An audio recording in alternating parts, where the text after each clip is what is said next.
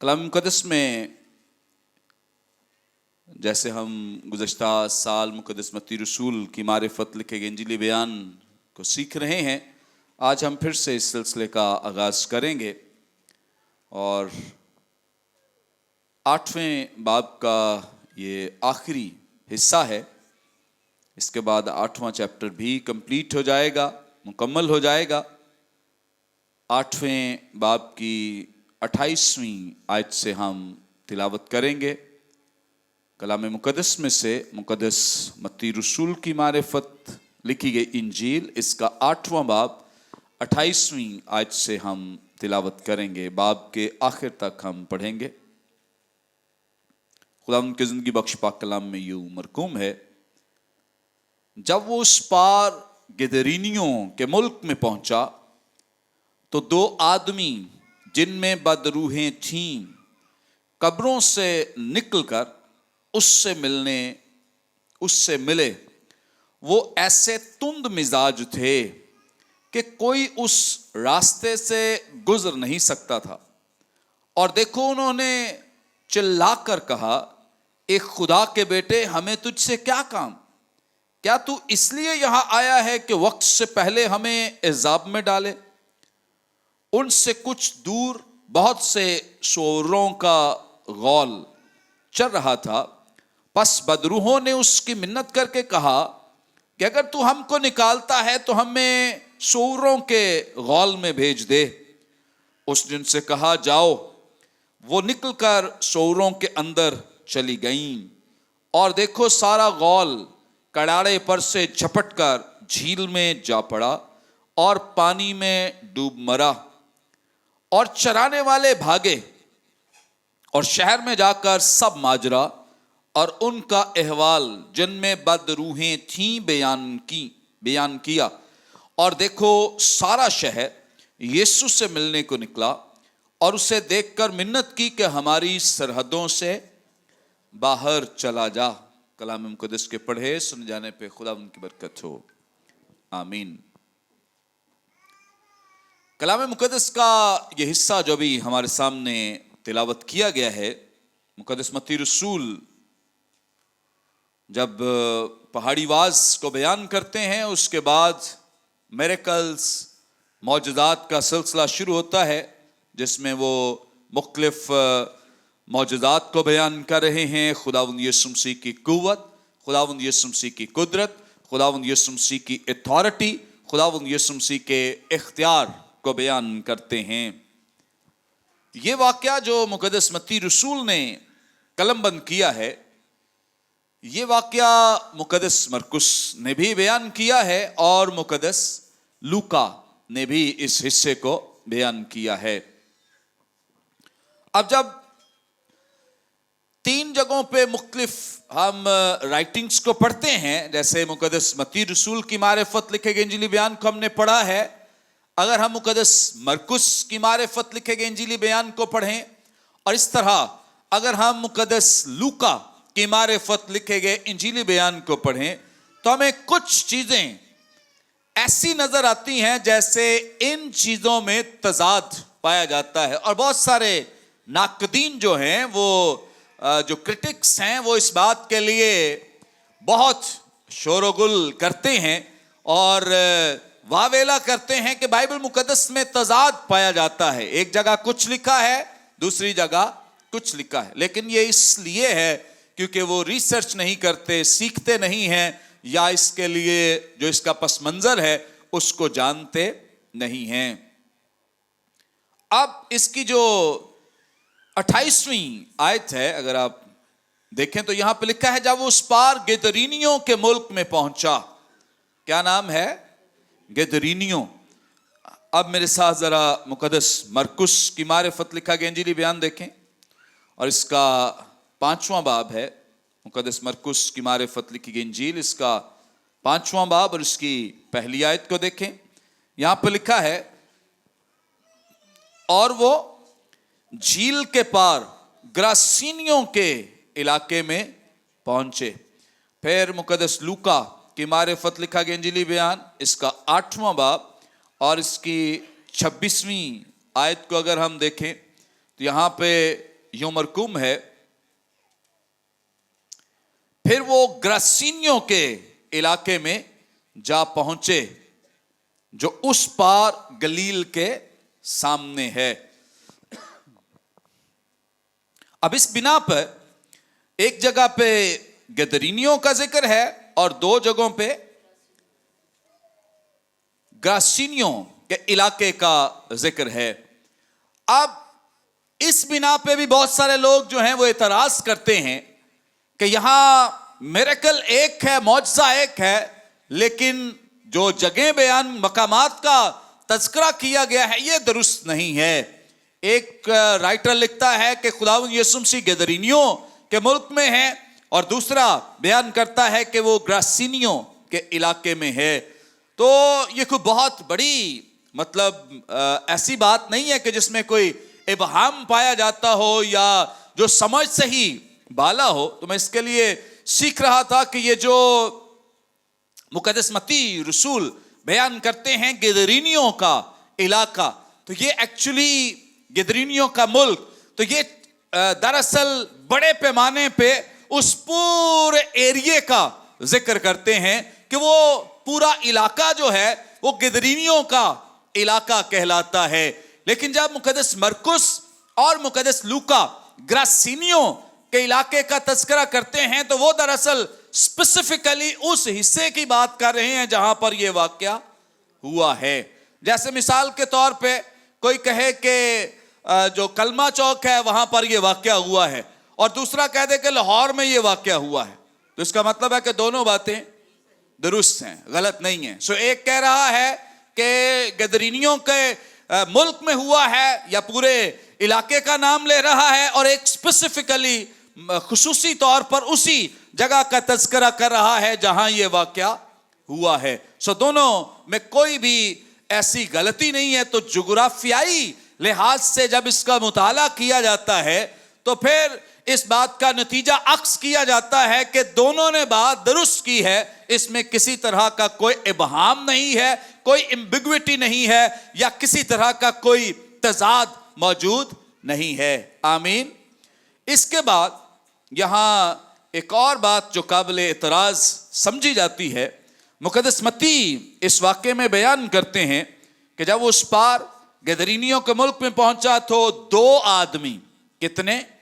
دو آدمی۔ اب مقدس مرکس اور مقدس لوکا کی معرفت لکھے گئے انجیلی بیان میں اگر ہم دیکھیں تو وہاں وہ بیان کرتے ہیں کہ ایک آدمی مسیح سے گفتگو کر رہا ہے۔ مسیح اس سے پوچھتے ہیں تیرا نام کیا ہے؟ وہ کہتا ہے میرا نام لشکر ہے۔ میرا نام کیا ہے؟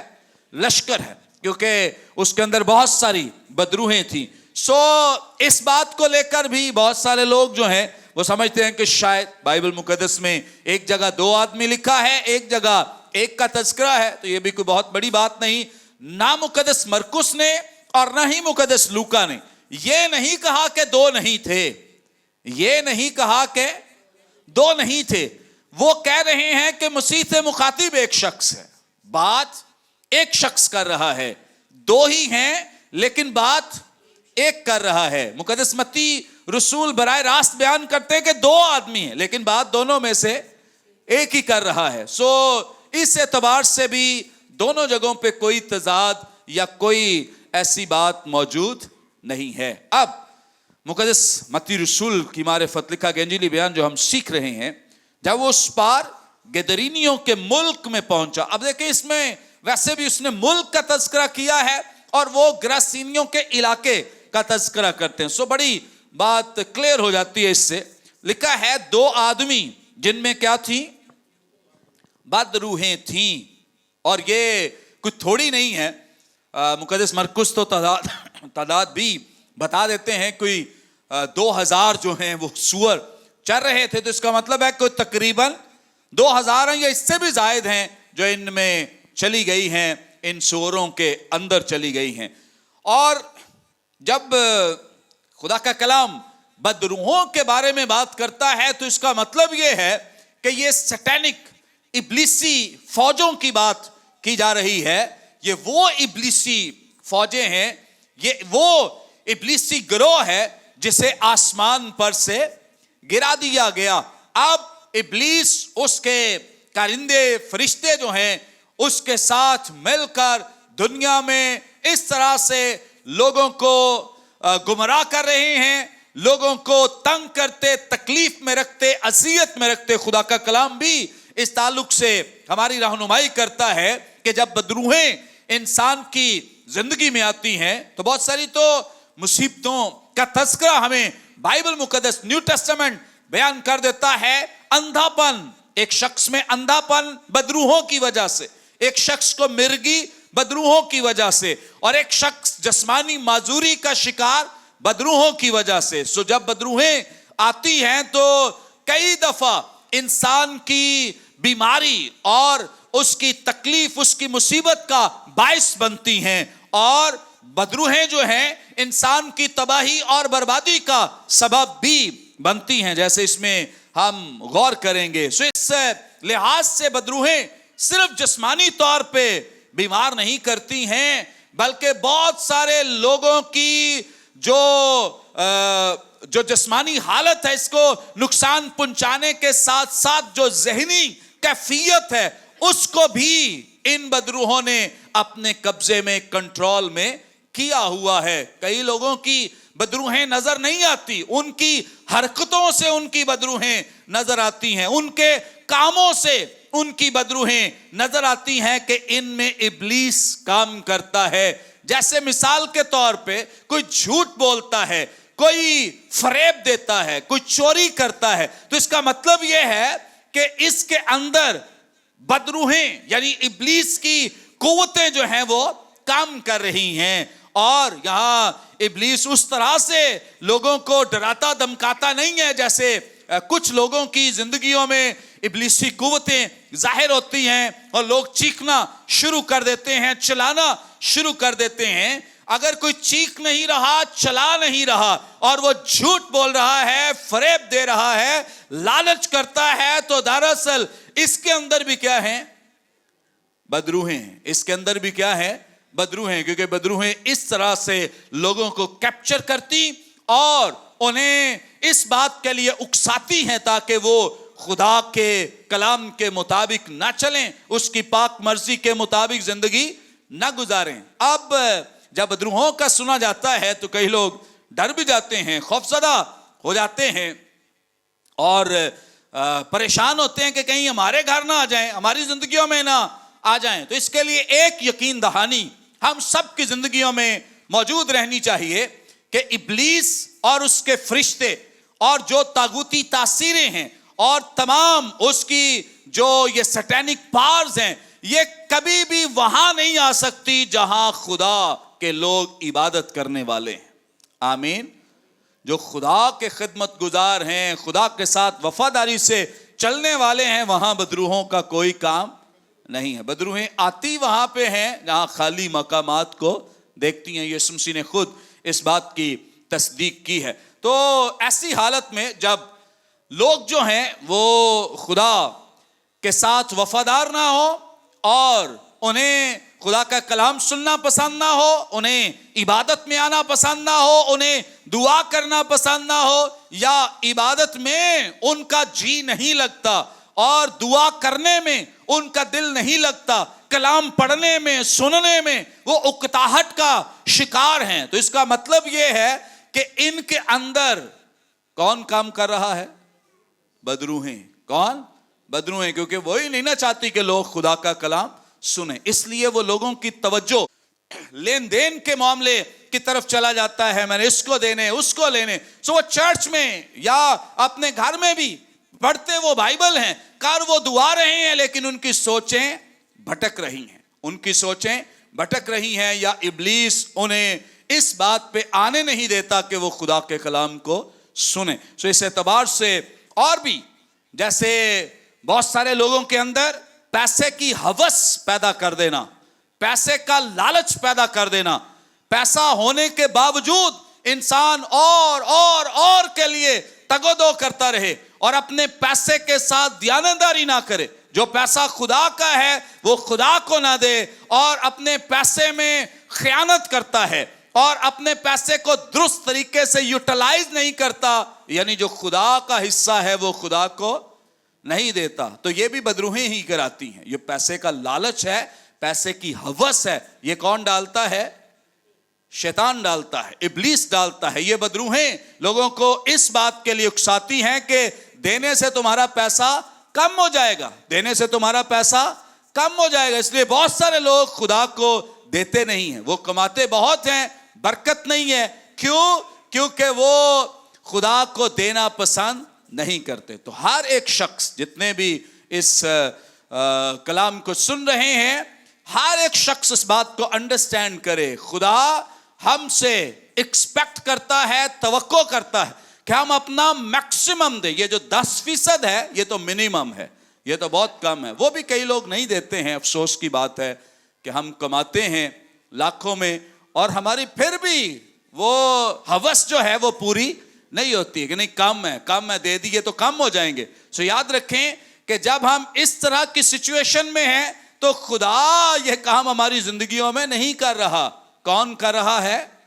ابلیس کر رہا ہے. سو اچھا ہے کہ جو ہم خدا کے ساتھ کمٹمنٹ کیے ہوئے ہیں یا جو کچھ ہم پر لاگو ہے کہ ہم جو کماتے ہیں اس کا منیمم, یہ تو بہت ہی منیمم ہے. پرانے عہد میں جو کہا گیا ہے یہ تو بہت چھوٹا سا حصہ ہے, 10واں حصہ. اور نیو ٹیسٹامنٹ تو ہماری رہنمائی کرتا ہے کہ جو کچھ بھی تیرے پاس ہے وہ سب کچھ خدا کے لیے دے دے. یعنی اس میں تیری جو پریورٹی ہے, ترجیح ہے, وہ تیرا مال نہیں بلکہ تیرا خدا ہونا چاہیے. سو اس لیے بہت ضروری ہے انڈرسٹینڈ کرنا, سمجھنا کہ جو کچھ ہم کماتے ہیں اس کا اگر ہم منیمم بھی دیں تو وہ 10% ہے. اور اگر کوئی 10 بھی نہیں دیتا تو سوچیں کہ وہ خدا کے کم از کم معیار پہ بھی پورا نہیں اترتا, تو وہ اور کیسے دے سکتا ہے اگر وہ 10% بھی دینا پسند نہیں کرتا. تو اس اعتبار سے خدا کا کلام ہماری رہنمائی کرتا ہے کہ یہ جو بدروہیں ہیں, یہ جو ابلیسی قوتیں ہیں, ابھی ہم جب آگے اس کی حالت کو دیکھیں گے تو ہمیں اور زیادہ سمجھ آئے گی اور اس کے لیے ہم انڈرسٹینڈ کریں گے کہ یہ شخص جو ہے اس کے لیے خدا کا کلام ہماری رہنمائی کرتا ہے کہ اس سبب سے یہ قبروں میں رہتا ہے. کہاں رہتا ہے؟ قبروں میں. تو قبر جو ہے یہ ناپاکی کو ظاہر کرتی ہے, کیونکہ یہودیوں سے کہا گیا تھا کہ اگر انہوں نے قبر کو چھو لیا, ٹچ کیا تو وہ کیا ہو جائیں گے؟ ناپاک ہو جائیں گے. سو اس کا مطلب ہے کہ یہ شخص جس میں بدروہیں ہیں یہ ناپاکی کی حالت میں ہیں, یہ ناپاک زندگی گزار رہے ہیں اور ان کو ابلیس جو ہے, شیطان جو ہے یا شیطانی قوتیں جو ہیں وہ پاکیزگی کی طرف آنے نہیں دیتی کہ کہیں یہ پاک نہ ہو جائے, کہیں یہ خدا کی طرف. سو وہ انہیں ناپاکی میں اور ہر طرح کی غلاظت میں, گندگی میں رکھنا اور آلودگی میں رکھنا چاہتی ہیں. اور بہت سارے لوگ ایسی زندگی گزار رہے ہیں, وہ ناپاکی اور ہر طرح کی غلاظت, گندگی اور آلودگی میں, گناہ میں اور خرابیوں میں زندگی گزارتے ہیں. اس لیے کیونکہ اندر کیا ہے؟ بدروہیں. نظر نہیں آتی, کئی لوگوں کو پتا نہیں چلتا کہ ان کے اندر بدروہیں ہیں, لیکن اگر کوئی گندگی میں, غلاظت میں, گناہ میں, بدی میں زندگی گزار رہا ہے تو اس کا مطلب یہ ہے کہ یہ بدروہیں ہیں جو انسان کو ناپاک رکھتی ہیں یا ناپاکی کی طرف لے جاتی ہیں. پھر اس کی حالت یہ ہے کہ یہ مقدس لوکا بیان کرتے ہیں کہ یہ اشخاص جو ہیں یہ ننگے ہیں. کیا ہیں؟ ننگے ہیں. ان کو اس قدر ابلیس نے شرمسار کر دیا ہے کہ اب ان کی حالت کیا ہے کہ شرمندگی کے باعث, اور ان کی حالت اس طرح سے ہے کہ ان کے بدن سے اس نے تن کے کپڑے بھی اتار دیے ہیں, ان کو ننگا کر دیا ہے. کئی لوگ ہیں چوریاں کرتے, جھوٹ بولتے, ہر جھوٹ ان کا پکڑا جاتا, چوری ان کی پکڑی جاتی, فریب ان کا پکڑا جاتا. اس لحاظ سے جب وہ پکڑے جاتے ہیں تو ابلیس انہیں ننگا کر دیتا ہے, شرمندہ کر دیتا ہے, اور وہ شرمندگی کی زندگی گزارتے ہیں اور وہ شرمندگی کے ساتھ رہتے ہیں, کیونکہ ابلیس انسان کو اس حد تک لے جاتا ہے کہ وہ شرمندگی کے ساتھ زندگی گزارے. اور اگر کوئی اس طرح سے مسلسل جھوٹ کی زندگی میں ملوث ہے, فریب میں ملوث ہے, لالچ میں ملوث ہے, جہاں اس کو ہر طرح سے شرمندگی کا سامنا ہے, تو اس کا مطلب یہ ہے کہ یہ حالت خدا نہیں لاتا بلکہ इब्लीस लाता है। कौन लाता है? इब्लीस लाता है। फिर मुकद्दस मरकुस बयान करते हैं कि इनको जंजीरों में जकड़ा गया है। किन में? जंजीरों में। बहुत सारे लोगों को इब्लीस ने जकड़ा हुआ है, जंजीरों में बांधा हुआ है, और वो इतने बंधे हुए हैं कि वो खुदा के काम के लिए अवेलेबल ही नहीं है, दस्तयाब ही नहीं है, उनके पास टाइम ही नहीं है, क्योंकि इब्लीस ने क्या किया है? उनको जकड़ा हुआ है, बांध रखा है। फिरौन जब मर्द खुदा बुजुर्ग मूसा उनके पास गए हैं और उनसे कहा कि खुदा के लोगों को जाने दे, वो कहता है कि इबादत ही करनी है ना, यहीं कर लो, इबादत ही करनी है। वो कहता है नहीं, हम यहां इबादत नहीं कर सकते। सो इब्लीस उनको जकड़े रखना चाहता था। शैतान नहीं चाहता था कि वो यहां से रिलीज हो, आजाद हो और खुदा की इबादत करें, खुदा की वर्शिप करें। इब्लीस उन्हें जकड़े हुए हैं और हर तरह से अपने कंट्रोल में किए हुए। ये जो लोग खुदा की इबादत को वक्त नहीं देते, कलाम को वक्त नहीं देते, दुआ को वक्त नहीं देते और खुदा के साथ वफादारी से नहीं चल रहे, दरअसल इनको इब्लीस ने जकड़ा हुआ है। किसने? इब्लीस। वो कदम बिजी हैं, मसरूफ हैं, उनको नजर आता है मसरूफ हैं, उनको वो बेड़ियां नजर नहीं आती हैं। उनको ये लगता है कि हम मसरूफ हैं, लेकिन दरअसल उनकी मसरूफियत इब्लीस की वजह से है कि इब्लीस ने उनको जकड़ा हुआ है। सो इसलिए खबरदार रहें, खबरदार रहें और अपने आप को इस बात के लिए अपने आप का एहतसाब करें कि अगर कोई शख्स बाकायदगी से दुआ नहीं कर रहा, कलाम नहीं पढ़ रहा, वफादारी के साथ, कमिटमेंट के साथ और खुदा के साथ रिलेशनशिप ताल्लुक में नहीं है, तो इसका मतलब यह है कि वो इब्लीस की कैद में है और इब्लीस ने उसको जकड़ा हुआ, बांध रखा है। और फिर खुदा का कलाम हमारी रहनुमाई करता है और बयान करता है कि वो खुद को पत्थरों से जख्मी करते थे। खुद को क्या करते थे? पत्थरों से जख्मी करते थे। उन्हें इन जख्मों के लिए, इन तकलीफों का अंदाजा ही नहीं है कि वो क्या कर रहे हैं, अपने आप को जख्मी कर रहे हैं। जो लोग खुदा से दूर हैं, जो इब्लीस की कैद में हैं, वो आहिस्ता आहिस्ता वो कार अपना फायदा रहे हैं, पैसे कमा रहे हैं, प्लॉट बना रहे हैं और पता नहीं क्या क्या चीजें दुनिया में बना रहे हैं, लेकिन दरअसल वो अपने आप को क्या कर रहे हैं? जख्मी कर रहे हैं। अगर वो खुदा के साथ नहीं और खुदा से दूर रहकर वो उनका ध्यान दुनियावी चीजों की तरफ है, तो इसका मतलब ये है कि वो अपने आप को जख्मी कर रहे हैं, जिसका उन्हें बहुत नुकसान होगा, जिसका उन्हें बहुत बड़ा खमियाजा भुगतना पड़ेगा। इसलिए खबरदार रहें। फिर कलाम बयान करता है, चूंकि वो बड़े इस तरह की जिंदगी गुजार रहे हैं और कोई उनके पास से नहीं गुजरता था, कोई उनके पास से नहीं गुजरता। ऐसे लोग जो झूठ बोलते हैं, जो लालच, फरेब और खराब जिंदगी गुजारते हैं, आपने अपने मुआशरे में देखा है कि लोग उन्हें पसंद नहीं करते हैं, दूर रहते हैं कि ये बंदा ठीक नहीं है, इसके पास जब आए गलत बातें करता है, खराब बातें करता है, तो लोग उससे दूर रहते हैं, जान छुड़ाते हैं कि मेरा इसके साथ सामना ना हो, इससे कोई बात ना हो, क्योंकि इसने जो बात करनी है वो गलत करनी है। सो ये हालत इन अशखास की है जिनमें क्या है? बदरूहें हैं, जिनमें क्या है? बदरूहें हैं। तो ऐसी हर वो जिंदगी जो खुदा से दूर और अपनी तवज्जो जो है वो खुदा के कलाम की बजाय अपनी दुनियावी चीजों पे लगाए हुए हैं, उन सब की जिंदगियों में, चाहे उन्हें नजर आए या ना आए, दरअसल उन्होंने इब्लीस को मौका दिया है और इब्लीस ने उनको जकड़ रखा है, बांध रखा है। सो खबरदार रहें और खुदा के साथ वफादारी की जिंदगी गुजारें। अब लिखा है 28वीं आयत में लिखा है, जब उस पर गदरीनियों के मुल्क में पहुंचा तो दो आदमी जिनमें क्या थी? बदरूहें थी, कब्रों से निकलकर उससे मिले। वो ऐसे तुंद मिजाज थे कि कोई उस रास्ते से गुजर नहीं सकता था।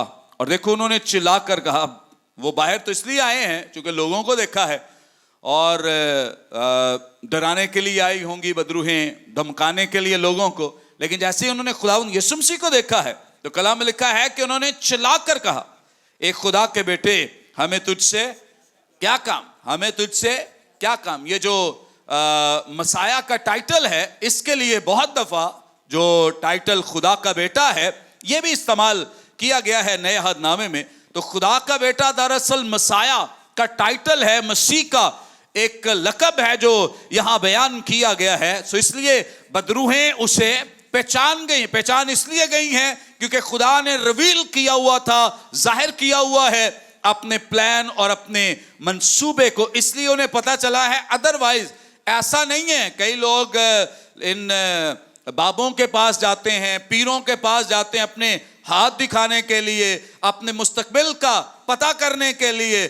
ان کو کوئی پتہ نہیں. ابلیس کبھی بھی آپ کے مستقبل کا اندازہ نہیں لگا سکتا. اسے کوئی خبر نہیں آپ کے کل میں کیا ہوگا. ابلیس آپ پہ کچھ بھی ریویل نہیں کر سکتا، نہ ہی یہ بابے، نہ ہی کوئی پیر، نہ کوئی فقیر آپ کو بالکل بھی آپ کی قسمت کا حال نہیں بیان کر سکتے. اگر کوئی کرتا ہے تو وہ جھوٹ بولتا ہے، کیونکہ خدا کے علاوہ کسی کو کل کی خبر نہیں ہے. اگر کوئی اس طرح سے کسی کے پاس جاتا ہے، اسے پوچھتا ہے، اس سے ہیلپ مانگتا ہے، مدد مانگتا ہے، تو وہ بھی آگے سے کمائی کرنے کے لیے جھوٹ بولتے ہیں. تو اس بات کو سمجھیں کہ یہ لوگ آپ کو فریب دے رہے ہیں اور ہر طرح سے آپ کو پیسے کے ذریعے سے اور مختلف طریقوں سے فریب دیتے ہیں. اب کلام میں لکھا ہے، دیکھو انہوں نے چلا کر کہا، اے خدا کے بیٹے ہمیں تجھ سے کیا کام؟ تو اس لیے آیا ہے کہ وقت سے پہلے ہمیں عذاب میں ڈالے. اچھا، ابلیس کا جو خداوند یسوع مسیح کو دیکھ کر اقرار ہے، یہ اس کا اتنا ہی اقرار ہے اور کوئی اس کا آگے مزید آگے بڑھ کر کوئی بھی ہمیں ایسا فیصلہ نظر نہیں آتا، بلکہ اس کو صرف یہی ایک بات نظر آتی ہے کہ وہ خداوند یسوع مسیح کو جانتا ہے. کئی لوگوں کی ایکسیس خداوند یسوع مسیح تک اتنی ہی ہے، وہ خداوند یسوع مسیح کو اتنا ہی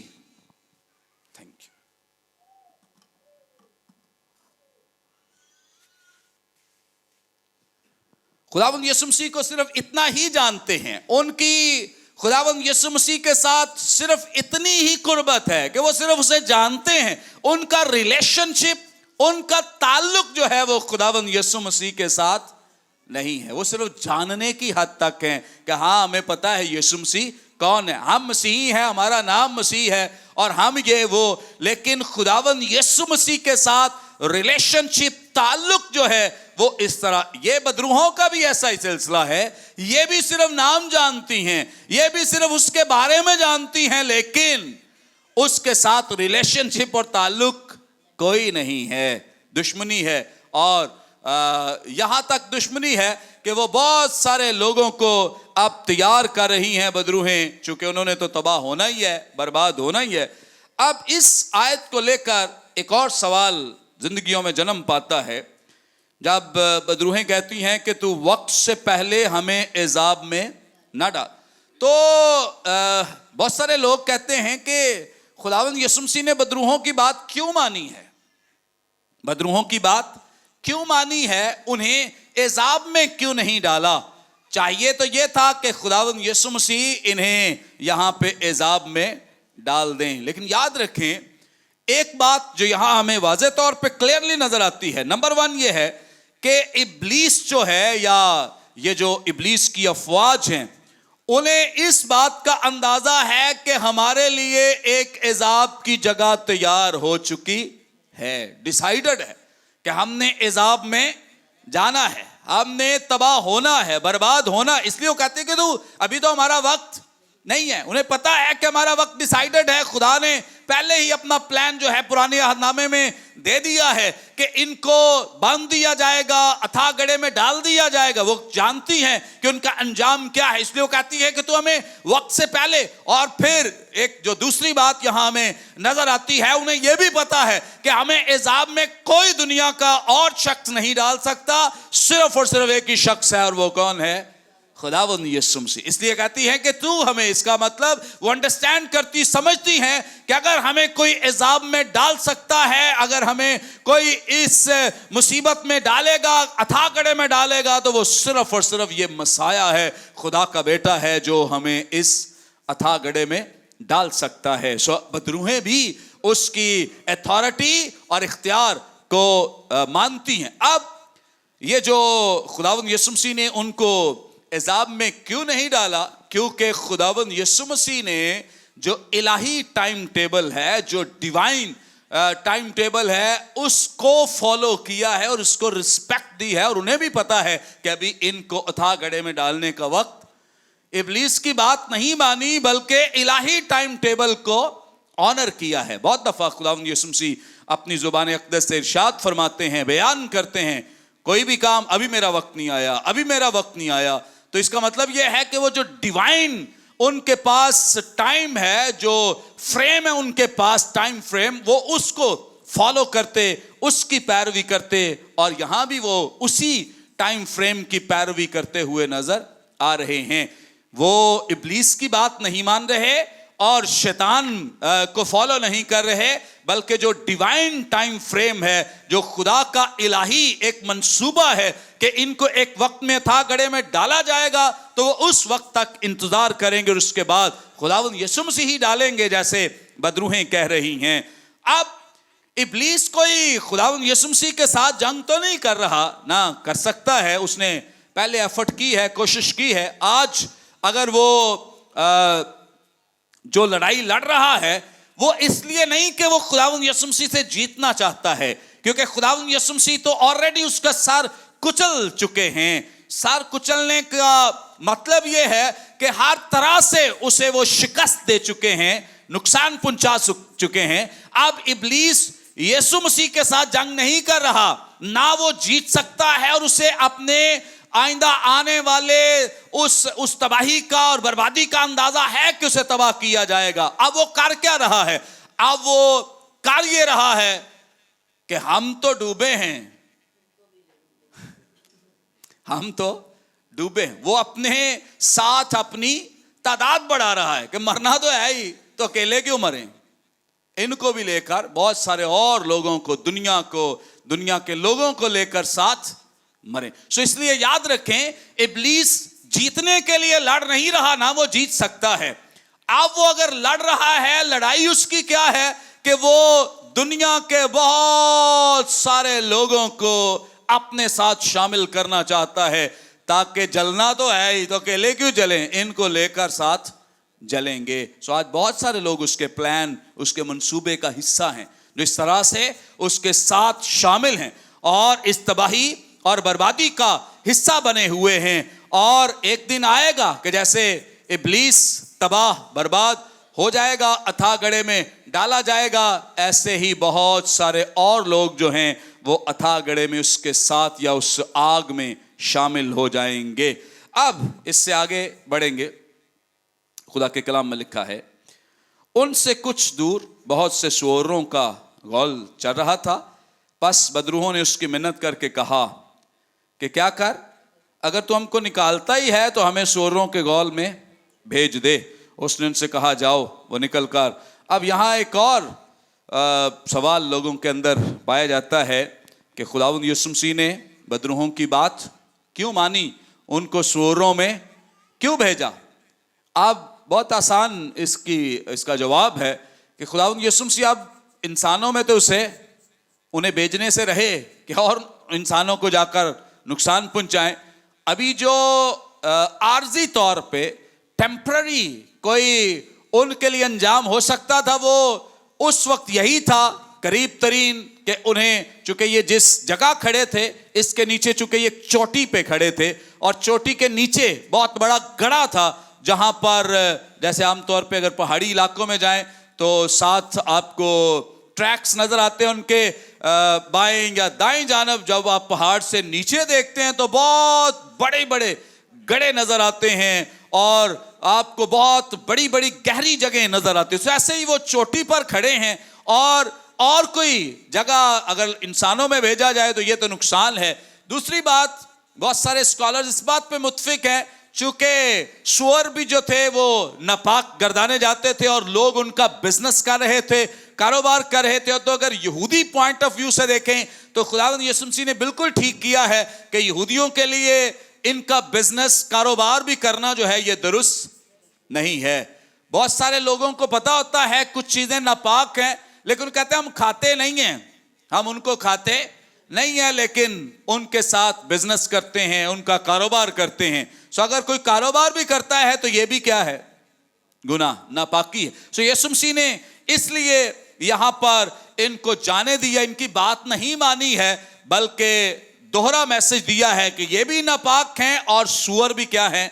नापाक है। इसलिए इनको खुदावंद यीशु मसीह ने सूअरों में जाने दिया है। अब इनके मालिक तो यहां नजर नहीं आते, बल्कि जो सूअर चरा रहे थे वो हमें नजर आते हैं। लिखा है उनसे कुछ दूर बहुत से सूअरों का गौल चल रहा था, बस बदरूहों ने उसकी मिन्नत करके कहा कि अगर तू हमको निकालता है तो हमें सूअरों के गौल में भेज दे। उसने कहा जाओ। वो निकलकर सूअरों के अंदर चली गईं और देखो सारा गौल कड़ाड़े पर से झपट कर यानी उस चोटी से गिरकर झील में जा पड़ा और पानी में डूब मरा। अब चराने वाले भागे और शहर में जाकर सब माजरा उनको बता दिया। उनका अहवाल जो है वो बताया कि किस तरह से बदरूहें इस शख्स में थी और इन दो आदमियों में थी। खुदावंद ने कैसा बड़ा मिरेकल किया है। 34वीं आयत में लिखा है, देखो सारा शहर यीशु से मिलने को दौड़ा और उसे देखकर मिन्नत की कि हमारी सरहदों से चला जा, बाहर चला जा। तो बहुत सारे लोग समझे कि कोई बड़ा मिरेकल हो जाएगा तो बहुत सारे लोग बदल जाएंगे। कई दफा लोग मौजज़ात से भी नहीं बदलते हैं, तब्दील नहीं होते हैं। वो मौजज़ात को देखते हुए भी अपनी जिंदगियां तब्दील नहीं करते हैं, बदलते नहीं। और ये जो लोग हैं ये भी ऐसे ही हैं। और इसके बाद मुकद्दस लूका रहनुमाई करते हैं कि ये शख्स जब इसमें से बदरूहें निकली हैं तो वो खुदावंद के कदमों में बैठ गया। तो जो यहूदी एक इसके लिए तफसीर की जाती है यहूदी पॉइंट ऑफ व्यू से कि अगर कोई शख्स किसी रबी के कदमों में बैठ जाए तो इसका मतलब यह है कि उसने रबी को अपना उस्ताद मान लिया है।